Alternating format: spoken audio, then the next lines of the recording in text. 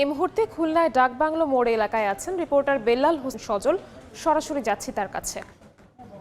যে ফেরিঘাট মোড় সেখানেই সড়ক অবরোধ করে বিক্ষোভ করছেন গণ অধিকার পরিষদের নেতাকর্মীরা। পাশাপাশি তারা কিন্তু টায়ার জ্বালিয়ে এর সড়কটিকে একেবারে অবরুদ্ধ করে রেখেছেন এবং নেতাকর্মীরা এই মুহূর্তে কিন্তু দাঁড়িয়ে সেখানে বক্তব্য রাখছেন। আমরা দেখেছি সামান্য কয়েক মিনিট আগেই কিন্তু এখানের যে পার্শ্ববর্তী ডাকবাংলা মোড়ে জাতীয় পার্টির কার্যালয়ের সামনে গণ অধিকার পরিষদের নেতাকর্মীদের সঙ্গে পুলিশের ধাওয়া পাল্টা ধাওয়ার ঘটনা ঘটে। এর আগে আমরা দেখেছি বিকেল 4টার দিকে কিন্তু ঢাকায় যে ভিপি নূর, সাবেক ডাকসুর ভিপি, তার উপর গতকালকের যে হামলার ঘটনার প্রতিবাদেই তারা আজকে এখানে বিক্ষোভ কর্মসূচি পালন করছিলেন গণ অধিকার পরিষদের মহানগর এবং জেলা কমিটির আয়োজনে। এবং পাশাপাশি তাদের সঙ্গে যে বৈষম্যবিরোধী ছাত্র আন্দোলন সহ এনসিপির নেতাকর্মীরাও উপস্থিত ছিলেন।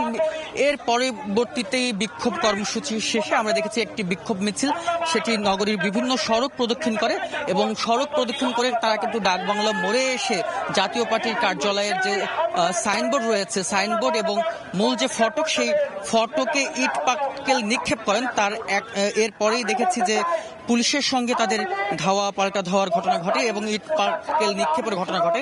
এরপরে পুলিশ তাদের যে অবস্থান সেটি কিন্তু জাতীয় পার্টির কার্যালয়ের সামনে নিলেও পরবর্তীতে আমরা দেখেছি যারা গণ অধিকার পরিষদের নেতাকর্মীরা রয়েছেন তারা নগরী ফেরিঘাট মোড়ে টায়ার জ্বালিয়ে এই সড়কটির প্রায় গুরুত্বপূর্ণ সড়ক বলা যায় যে ফেরিঘাট মোড়ে একেবারে 5টি রাস্তার মোড়, এই মোড়টিতেই কিন্তু টায়ার জ্বালিয়ে একেবারে অবরুদ্ধ করে রাখেন এবং নেতাকর্মীরা কিন্তু এখানে তাদের বক্তব্য রাখছেন। তারা বলছেন যে পুলিশ তাদের উপরে হামলা চালিয়েছেন এবং এখন তারা এই হামলার প্রতিবাদেই কিন্তু এই মুহূর্তে তারা বিক্ষোভ কর্মসূচি পালন করছেন এবং সড়কের 3 দিকেই তারা টায়ার জ্বালিয়েছেন এবং এর ফলে কিন্তু খুলনা নগরীর যে একটি পাশ সেখানে কিন্তু যান চলাচল বন্ধ বলা যায় এবং যোগাযোগ ব্যবস্থা এখন বন্ধ রয়েছে। এবং পুলিশ কিন্তু এই মুহূর্তে জাতীয় পার্টির কার্যালয়ের সামনে অবস্থান নিয়েছেন এবং জাতীয় পার্টির যারা নেতাকর্মীরা আছেন তারা যেটি বলছেন, তারা আসরের নামাজ পড়তে গেলে সেই মুহূর্তে কিন্তু গণ অধিকার পরিষদের নেতাকর্মীরা তাদের যে কার্যালয় রয়েছে সেই কার্যালয়ে হামলা চালায়।